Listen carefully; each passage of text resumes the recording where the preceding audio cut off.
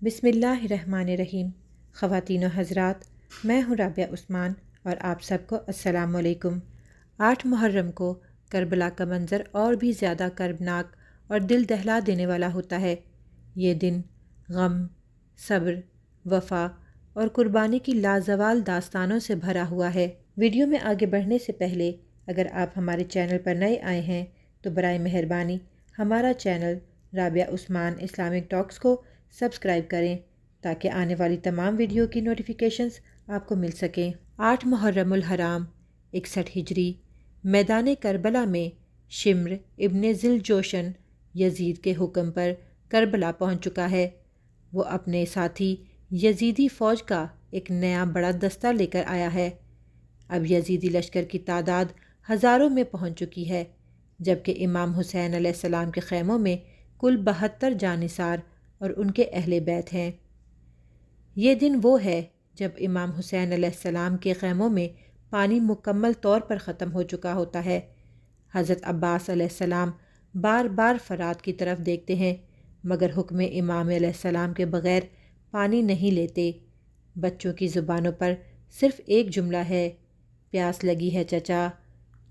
حضرت سکینہ علیہ السلام، حضرت علی اصغر علیہ السلام، تمام بچے اور خواتین شدید پیاس میں مبتلا ہیں، جبکہ گرمی کی شدت ناقابل برداشت ہے۔ خیموں میں پانی کا ایک قطرہ بھی نہیں ہے۔ شمر جو پہلے حضرت علی علیہ السلام کے لشکر میں ہوتا تھا، اب دشمن کے ساتھ ہے۔ وہ آ کر حضرت عباس علیہ السلام کو امان کا پیغام دیتا ہے۔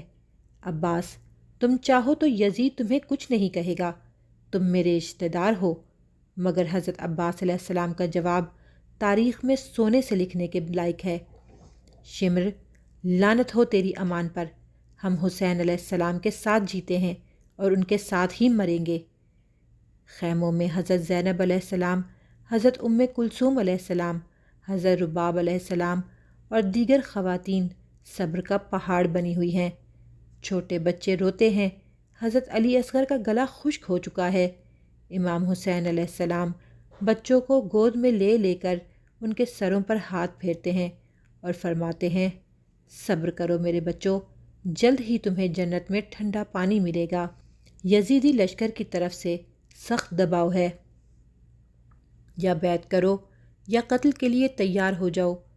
شمر، عمر بن سعد، حرملہ اور دوسرے کمانڈر بار بار دھمکیاں دیتے ہیں، مگر امام حسین علیہ السلام کا جواب ایک ہی ہوتا ہے، موت بہتر ہے یزید جیسے فاسق کی بیعت سے۔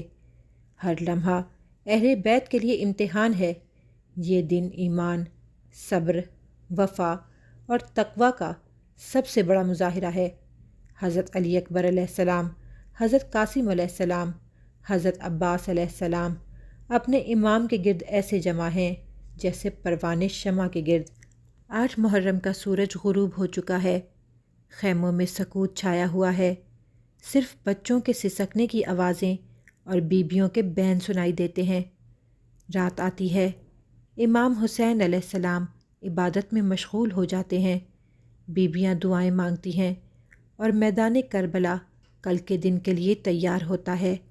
9 محرم جسے تاسوعہ کہا جاتا ہے۔ ناظرین، اسی امید کے ساتھ اجازت دیں کہ آپ کو ہماری ویڈیو پسند آئی ہوگی۔ ملتے ہیں بہت جلد ایک نئی اسلامی، تاریخی اور تحقیقی ویڈیو کے ساتھ۔ دیکھتے رہیں رابعہ عثمان اسلامک ٹاکس۔ اللہ رب العزت آپ کا حامی و ناصر ہو۔